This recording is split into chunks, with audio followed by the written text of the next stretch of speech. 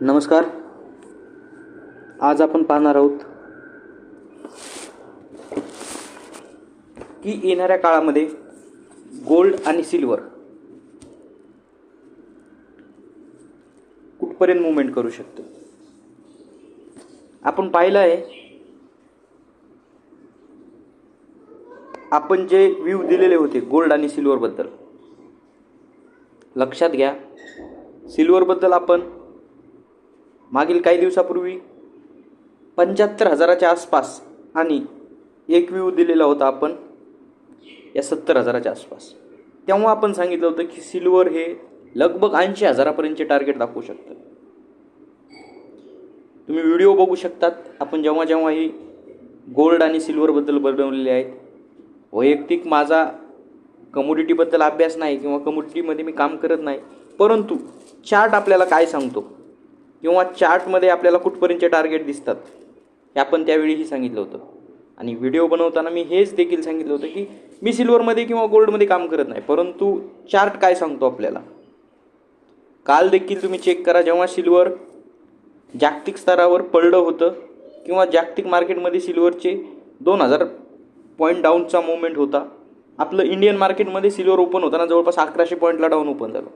आपण तरीही सांगितलं होतं की चार्ट खूप सिल्वरचा स्ट्रॉंग दिसत आहे, सिल्वरमध्ये परफेक्ट बाईंग बनते. 7:30-8 नंतर रात्री सिल्वर चेक करा, लो मारला होता 78,631 रुपये. 78,631 वरनं गोल्डनं हाय मारलेला आहे 81,030 रुपयाचा.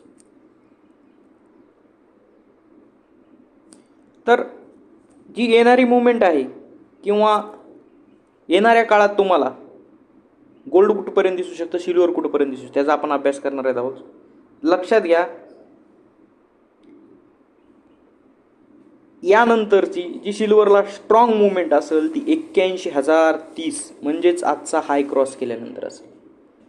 या मूवमेंटमध्ये सिल्वर लगभग 84 to 85 पर्यंत जाऊ शकतं. आपलं सिल्वरचं लॉंग टर्मचे टार्गेट हे लगभग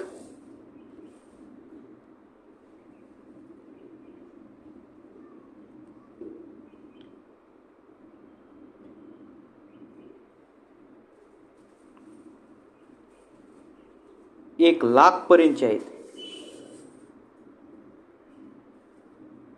आणि फायनल 1,20,000 पर्यंत तुम्हाला सिल्वर मूवमेंट मारलेल्या दिसेल. हां, ही काय एंट्राडेची किंवा असे टार्गेट नाहीत, परंतु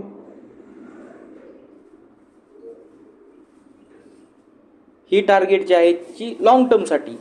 आपण सिल्वरला लगभग 40-50 हजारापासून सांगतो की याच्या गोल्ड बीजमध्ये किंवा सिल्वर बीजमध्ये SIP करा.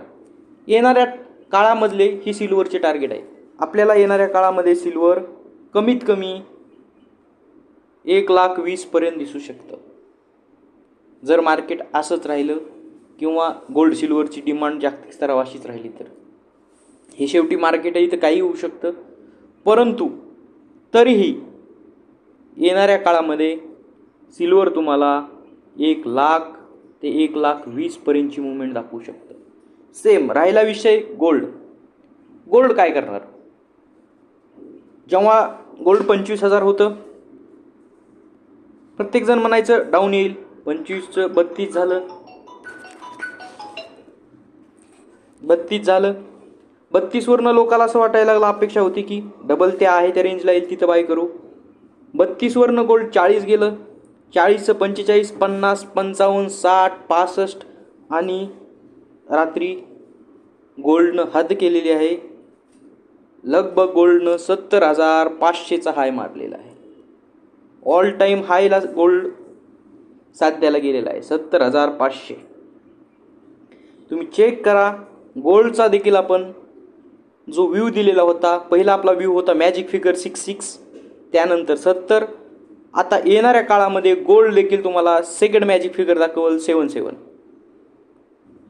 77,000 पर्यंतची गोल्डमध्ये मूवमेंट दिसू शकते. हां, मी आत्ताच सांगितलं की ते एंट्राडेमध्ये दिसेल असं तुम्ही कधी अपेक्षा करू नका, परंतु येणाऱ्या काळामध्ये गोल्डचं जर काय पहिलं टार्गेट असेल तर लक्षात ठेवा 77,000 रुपये हे गोल्डचं येणारं पहिलं टार्गेट असेल. येणाऱ्या काळामध्ये गोल्डसुद्धा तुम्हाला 85,000 ते 1,00,000 रुपयापर्यंत टार्गेट दाखवू शकतं.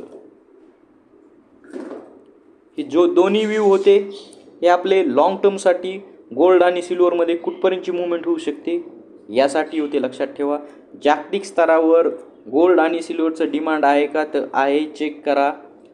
येणाऱ्या काळामध्ये सुद्धा मी आत्ताच सांगितलं की जेव्हा आपण 25,000 होतं तेव्हा अपेक्षा होती की वापस 18,000 येईल. 50ला गेल्यानंतर अपेक्षा होती 32,000 येईल. 60ला गेल्यानंतर 50ची अपेक्षा होती, परंतु वापस कधीही आलं नाही.